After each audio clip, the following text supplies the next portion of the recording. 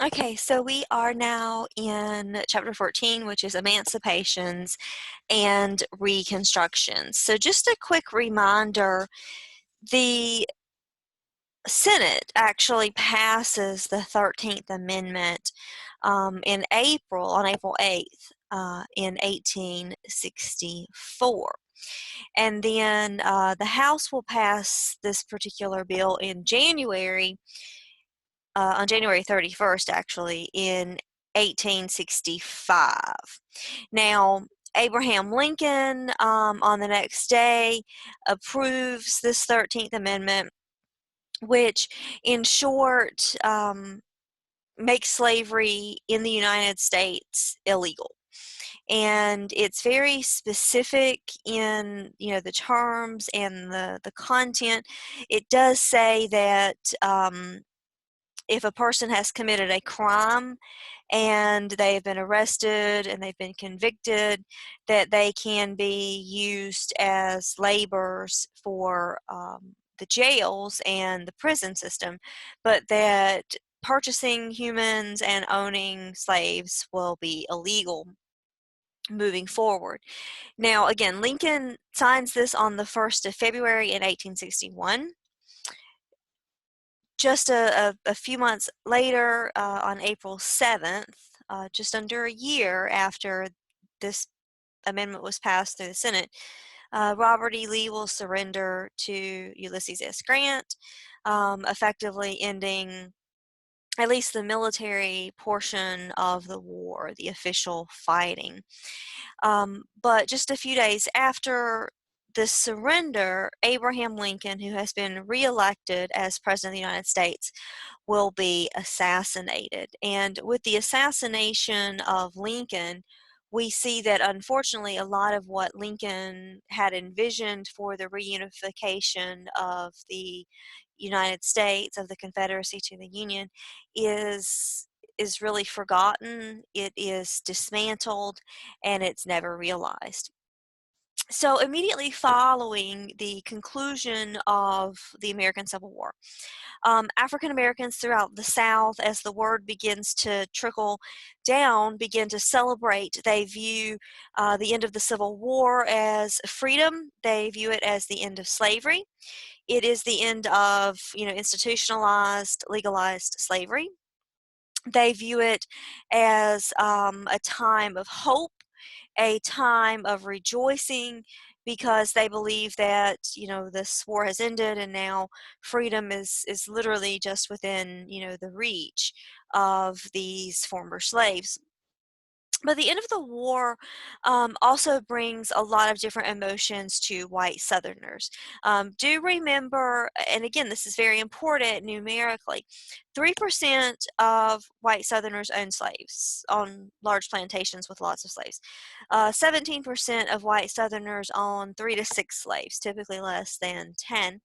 But about 80% of Southerners never own slaves. And so the majority of Southerners don't own slaves, but they are the ones who did the heavy fighting during the Civil War. So as the war has ended, everyone has very different reactions. Some whites take out their anger in violent ways, and they exercise extreme frustration upon the emancipated blacks or the former slaves, as the military begins to leave. The military was sort of a symbol, but also a physical protective force for emancipated slaves. But that is removed. At the same time, recall that slaves have never had their own homes, their own property. The only things that they had were, the very dilapidated housing that was provided on the plantation. And so this poor housing problem will continue and persist as African Americans try to sort of reinvent themselves and find their way. So poor housing and malnutrition, those are two primary culprits that have impacted African Americans and will continue to impact them. Those things make it very easy for disease to spread, particularly things like smallpox.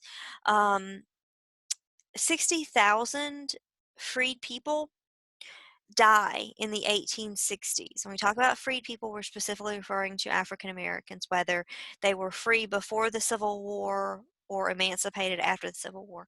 About 60,000 African Americans die just in that 1860s decade.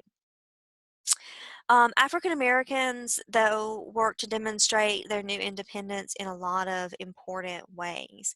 One of the most important ways that they do this is by attending school, which has been denied to free blacks and slaves virtually their entire lives. They also work to create churches. Remember that churches initially welcomed African Americans, welcomed slaves, and tried to use kind of the religious justification to make slavery acceptable. And African Americans begin to embrace this, and they begin to resist this condition of slavery as a result of their faith in Christianity and their practice of white Christianity. And so they begin to try to figure out what church and religion means to them now without the overseer, without the master, without kind of a white interpretation of the Bible. And they want to be able to read so that they can understand contracts, they can understand business, but also so that they can understand the Bible. The Freedmen's Bureau is probably the biggest organization, but the Freedmen's Bureau works with other private organizations to really help African Americans transition from slavery and second-class citizenship into a new United States where slavery doesn't exist, where they are, at least on paper, supposed to be treated equally. Now, immediately following the Civil War, people begin to attempt to find their families, whether it's husbands and wives, parents seeking their children, children seeking parents, grandparents, those kinds of things. People try to find their families. And remember, the family unit has not been respected or valued by whites, and in particular plantation owners. And so people begin to immediately try to find their family. Husbands and wives began to search using any means they had necessary, which was primarily asking other former slaves, "Do you know this person?" But remember that masters often changed slaves' names when they were bought and sold. They often changed the first name and or the last name. And there was never any legal recognition under the slave system of black families, so black marriages and parents and children. This was never recognized. So this made it very difficult to attempt to locate your family members. Additionally, the separation as well as the legal standing of those slave marriages make reunification very, very difficult. Often spouses, believing that they would never be free of the institution of slavery, might take on other spouses without an official, divorce or a formal end of their first marriage. And so this made it very difficult. For those who were able to find spouses, they often tried to legalize their marriage very quickly so that they could protect the marriage and the relationship. For some people, their marriages had been unhappy, and so they worked to try to find ways to dissolve those marriages. But, having children complicated this issue, because remember that within the white society, wives and mothers don't really have any legal authority. Children are typically assigned to live with their father. Now, in this institution of slavery, where the condition of the child has been attached to the condition of the mother, right, to protect those mulatto relationships where plantation masters would sexually assault black female slaves. Those children would be born, of course, into slavery. And so there's this very interesting relationship that exists within the Black family on the plantation. And so when Black parents tried to divorce and dissolve their marriages, in cases where there were children, typically because the white courts would grant custody to the white father, the white courts will also grant custody to the Black father of the Black children. Now, as African Americans have been emancipated, they've been granted their freedom, the first major move is for African Americans to learn to read, to embrace education. And so education, much like it does for us today, really offers an opportunity for people to enjoy freedom, to realize their potential, to have jobs, those kinds of things. This is another way for African Americans to embrace freedom by embracing education. Black communities and churches, as well as Northern charitable organizations and the Freedmen's Bureau, all begin to open schools for African Americans. And they provided a lot of resources in terms of education, knowledge, the physical school, the things that people would need to be successful. The desire for education meant the African Americans utilized any building that was available as a school. So often churches would double as schools, meeting rooms in mills and factories would double as schools, sometimes people's homes would become the school. Parents worked incredibly hard to ensure that their children are able to go to school. Often they would encourage the children to bring home the lessons from school from the teacher so that they could learn at home in the evenings the things that their children were being taught. So the children sort of also became the teachers of their parents. Some adults do begin to attend night school once they have completed their work. So we see that education is embraced by the old and the young, by the married and the unmarried, by the former free people now as well as former slaves now in this Reconstruction period. And for all of them, education really becomes symbolic of freedom. It becomes symbolic of kind of shaking off oppression because they understood that they needed to be able to read, write, communicate in order to represent themselves and in order to be able to be successful within the society. They also knew that if they could read and understand, they would be able to participate more fully in politics, and in particular, they would be able to vote. Enthusiasm among African Americans for schooling doesn't eliminate the challenges of attaining access to education. There were massive, massive shortages of teachers for Black people, whether old or young. And importantly, while there was funding available for the supplies and sometimes buildings, sometimes that funding wasn't enough to ensure that all people could get into the classroom and learn.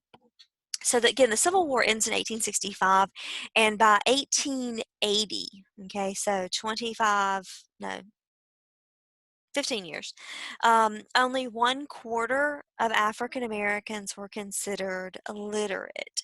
Now, that means they could read and write at a very basic level. So you're talking about maybe a 3rd or 4th grade at best type of education.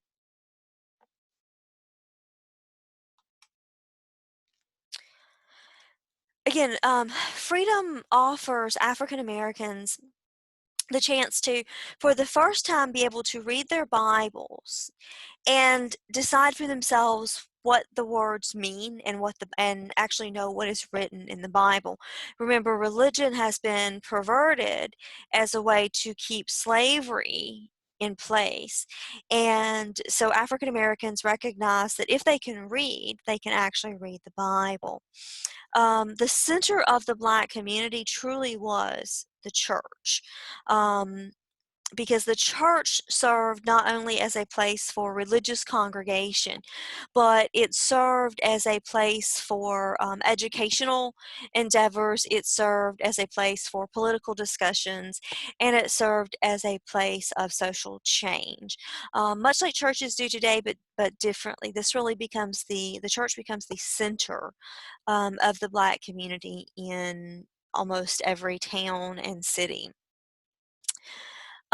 Because churches are political sites or sites for political organization, this is like the one area where whites don't go. Whites do not go into Black churches. And so it's really a haven away from white oppression and this white society.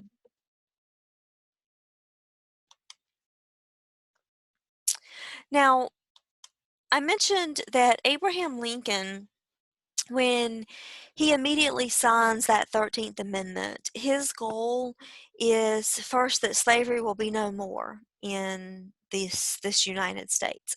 And then his goal is to reunite the Confederacy with the Union together and to make them one United States again.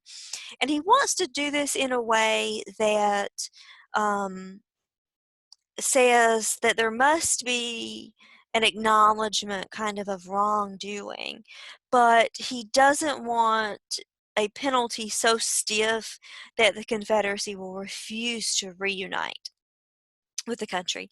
And so his proclamation of amnesty and Reconstruction really offers very mild terms under which the Southern states and individuals would be readmitted into the Union.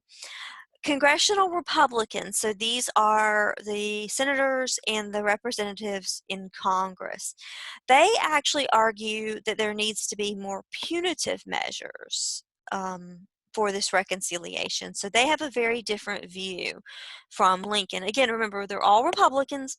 Republicans initially were mostly free soilers and believed in sort of keeping slavery where it was, and then they, over the course of the Civil War, start to change their position. But again, Lincoln, as the president of the country, his primary objective is reunification. So the congressional Republicans, though, really want punitive measures. They want to punish the South. And so in 1864, they pass a plan which is called the Wade-Davis Bill.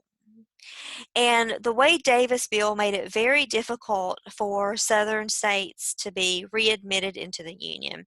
So basically, they wanted to make these Southern states meet a very specific checklist, a very specific criteria. And if they met that, and they had shown proper, penance and humility for their act, that they could be brought back into the Union. Lincoln doesn't like this because Lincoln believes that reunification has to be the objective.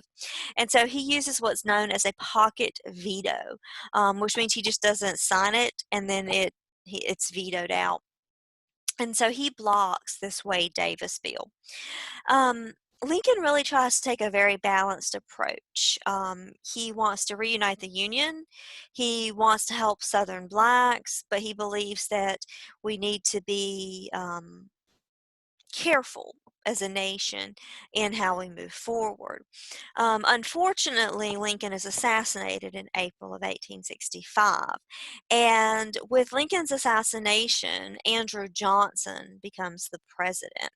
And when Andrew Johnson becomes the president, he has very different and distinct views from Abraham Lincoln on what this reunification should look like and how the Confederacy should be brought back into the Union.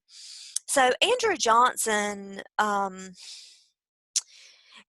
has personal and political history that gives him a very specific perspective and approach to how to achieve Reconstruction. And his experiences, his history, are very different from that of the other Republicans in Congress, and certainly are different from that of Lincoln.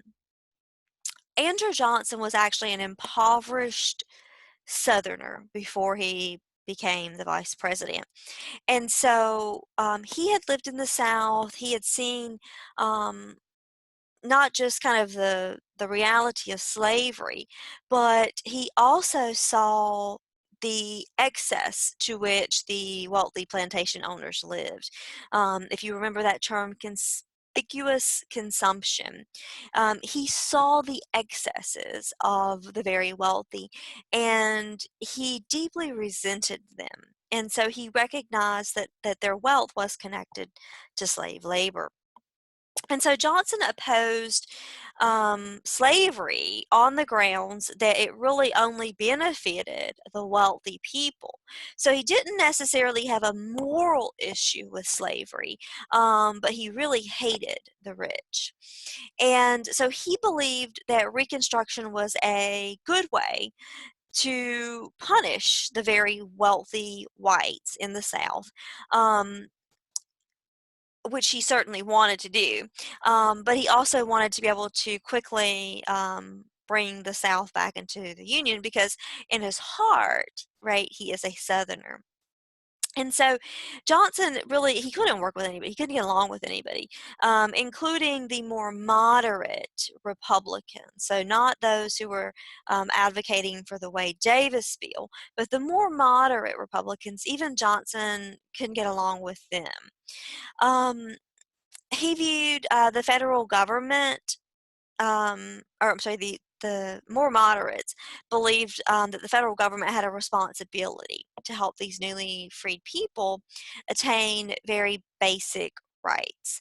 But again, Johnson really believes that slavery he doesn't necessarily believe slavery is immoral. He believes that it just benefits the rich. Now, there were a couple of very, very radical Republicans. One of them is a guy named Charles Sumner, which I hope you remember. Preston Brooks beat him with his cane.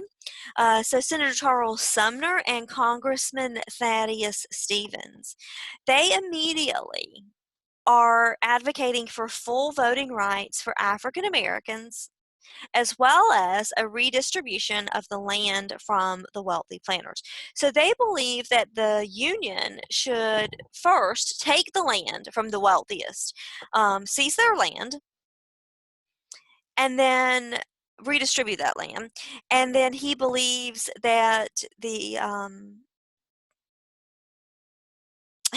African Americans should immediately be granted rights to vote without any kind of change in period. He believes in, they believe in universal suffrage to include black men. Now, this is not a majority opinion. The majority of people don't necessarily advocate for this redistribution of land, and they're not advocating for full voting access at this particular time.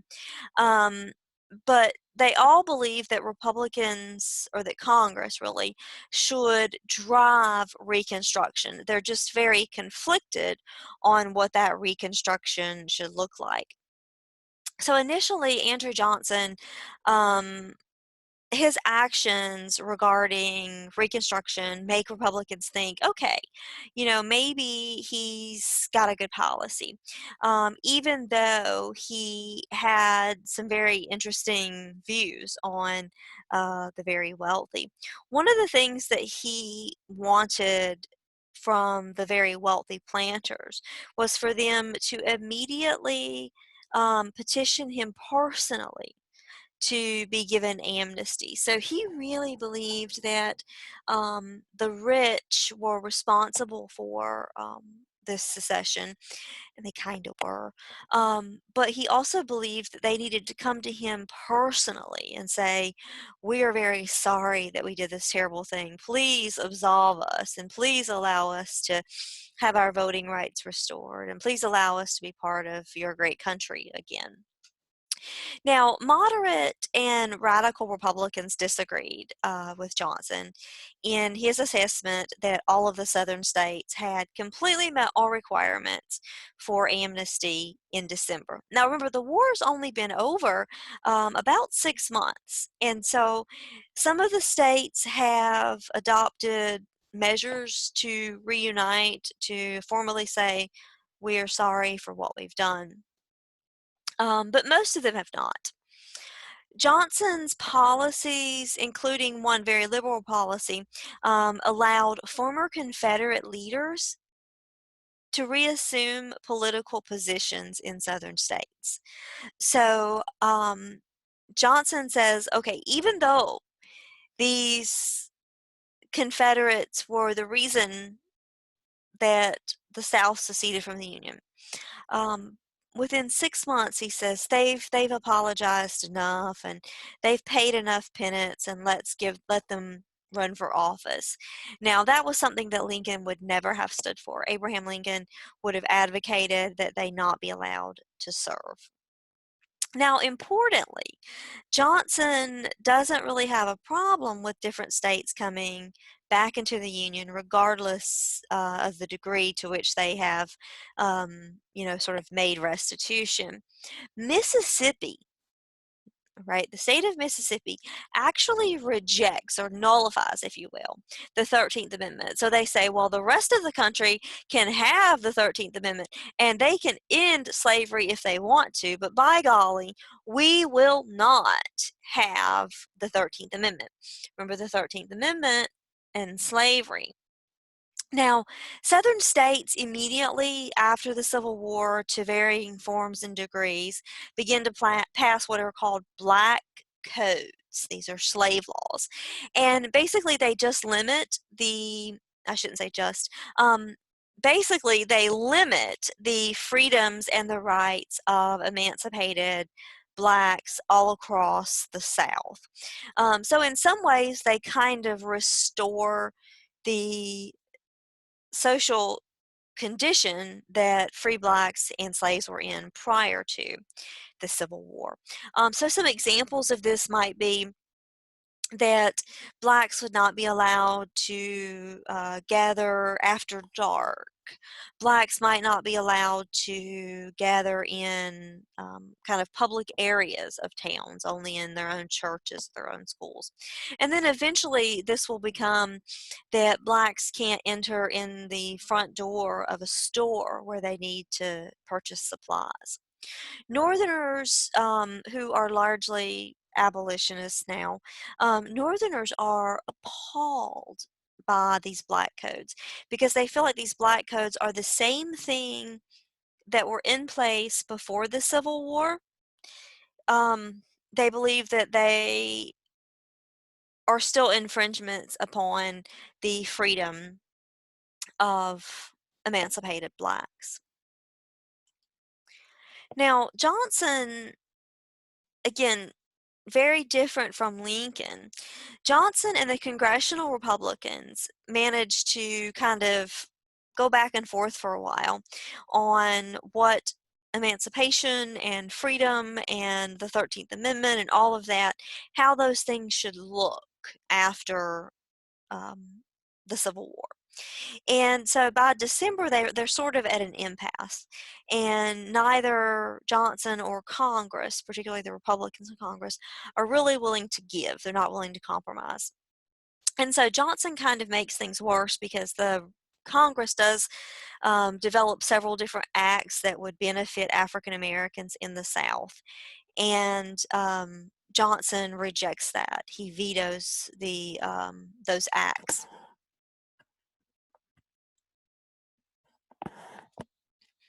Specifically, one of the acts that was vetoed by Andrew Johnson was the Civil Rights Act of 1866. Now, Johnson defended these vetoes on constitutional grounds, but the constitutional grounds weren't the real motives of Johnson. The real motives of Johnson were his personal beliefs about slavery. And his personal belief about slavery was that it actually did more harm to poor whites than to the enslaved blacks. And his logic, and I use that term loosely, his logic on this was that slaves had a job, they had a place to live, they had food, they had a clothing allowance, they had their basic needs met. And that was something that the poorest white people did not have. Now, they were enslaved. So logically, right, we know that being enslaved means that you aren't free, and so you don't have any mobility. But Johnson's experiences as a poor Southerner himself um, were very grave, and he felt that slaves were better off than he was. Now, Congress overrode a lot of his vetoes through unification of the moderate Republicans. So Congress was able to kind of work around Johnson. And they ultimately passed the 14th Amendment in response to a lot of increasing racial violence in the South. Now, the 14th Amendment grants citizenship and protections to African Americans. So you have two amendments now, the 13th Amendment, which makes slavery illegal, and the 14th Amendment, which makes African Americans citizens. Remember, African Americans were not considered citizens according to the Dred Scott decision. And so now, with this 14th Amendment, they are granted citizenship. And with that, at least in theory, should come the right to vote. The 14th Amendment, though it grants citizenship, does not grant voting rights. Voting is still primarily something that's handled by the state, and so states are able to decide who can vote and how they can vote and carry out their own laws. It did allow, the 14th Amendment did allow any state to exclude African Americans from voting, as long as that state was willing to give up representation in Congress. Johnson actively encouraged the 14th Amendment to be rejected by Southern states, and he had a pretty aggressive campaign among Republican lawmakers. And ultimately, it kind of made folks actually support the Republican Party more because we see a lot of Republicans win midterm elections in 1866. From about 1866 to about 1880 or so, we actually see a lot of African Americans participating in elections and being elected to various stations. So again, the 14th Amendment grants citizenship but not voting rights. And states are able to ignore the 14th Amendment and say, well, we don't accept that amendment, as long as they're willing to give up representation in Congress. So they're going to have a less of a voice in Congress.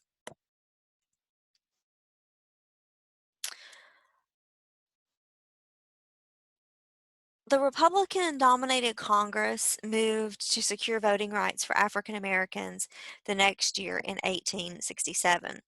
It also passed 3 military Reconstruction Acts.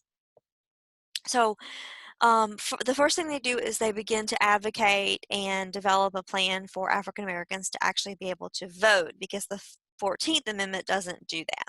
The second thing they do is they adopt these military Reconstruction Acts. Congress then moved to limit Johnson's power, because he has a lot of power as president, through what they called the Tenure of Office Act. And this Tenure of Office Act would require that Johnson obtain consent from the Senate before removing any appointed official that had been previously put in that position by the Senate.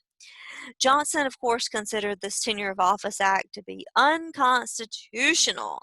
He immediately fired Edwin Stanton, who was the Secretary of War and had been the Secretary of War under Abraham Lincoln. Because Stanton was sympathetic to the radical Republicans. He was very much minded like Lincoln. With the Senate approval, radical Republicans responded by drawing up articles of impeachment against Johnson. So this is our impeachment here, where the Congress doesn't like him. And when I say Congress, both the House and the Senate, and so they draw up impeachment proceedings.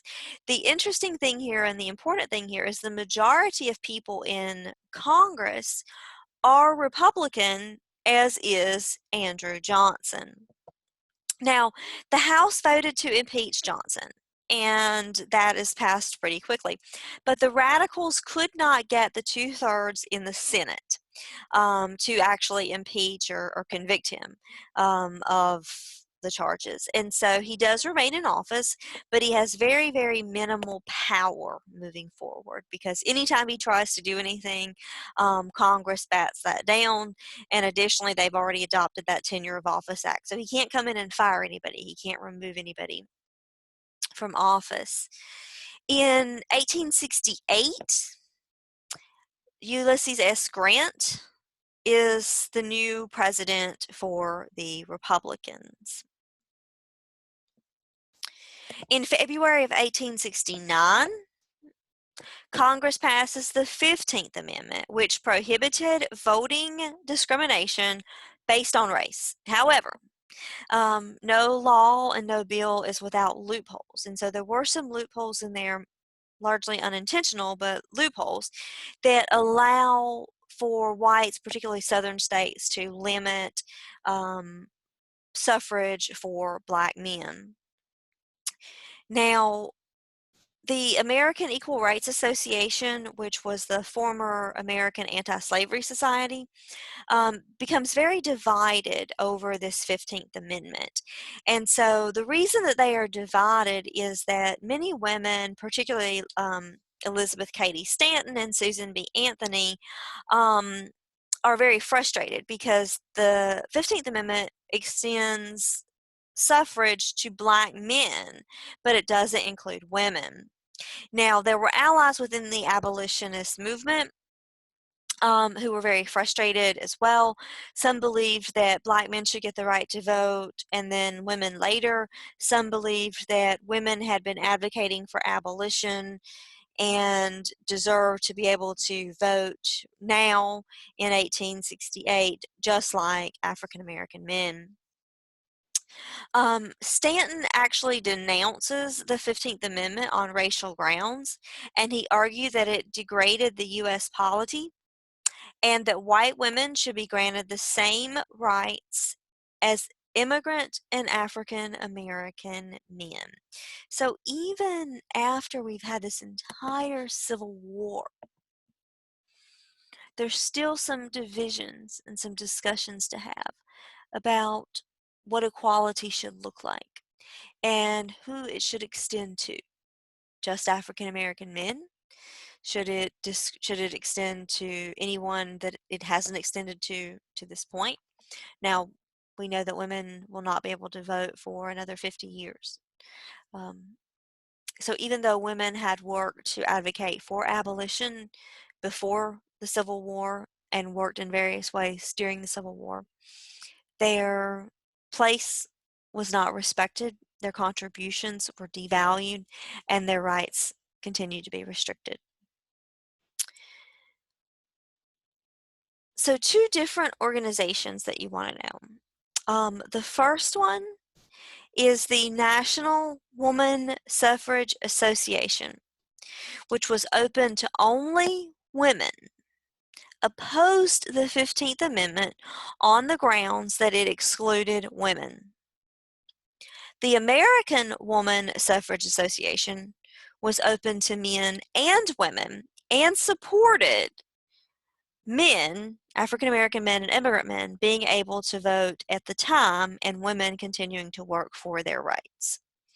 The question that I normally ask in class is, which group would you have joined? The National Woman Suffrage Association or the American Woman Suffrage Association? In response to the 15th Amendment, women suffragists attempted to use the 14th Amendment to gain their own rights to vote. And the case is called Minor v. Happersett. That's M-I-N-O-R, Minor, versus Happersett, H-A-P-P-E-R-S-A-T. And in this particular case, Virginia Minor argued that her right to vote was a privilege and immunity of citizens that should be protected under the 14th Amendment. The Supreme Court, of course, ruled against her and denied female suffrage. Now, one of the important things to understand about the 14th Amendment is that future cases after Minor v. Happersett will really be rooted in the 14th Amendment when we talk about freedoms and protections. Some of the more recent cases that we have seen is the Supreme Court rooted the overturning of states' laws that restricted same-sex couples from marrying in the 14th Amendment and said that the 14th Amendment protected the citizens' immunities and privileges. And because the federal amendment protected that, the states were superseding their privilege of marriage. Other cases are the kind of the overturn of things like Don't Ask, Don't Tell, in which the 14th Amendment says that a person's rights and privileges as a citizen are protected and they shouldn't have to hide who they are in order to serve their country. So the 14th Amendment, even though when it's written in 1866 and it's really rooted in granting citizenship to African Americans, the language of the 14th Amendment really is a springboard for addressing discrimination and unfair treatment of minority groups even through to the present day.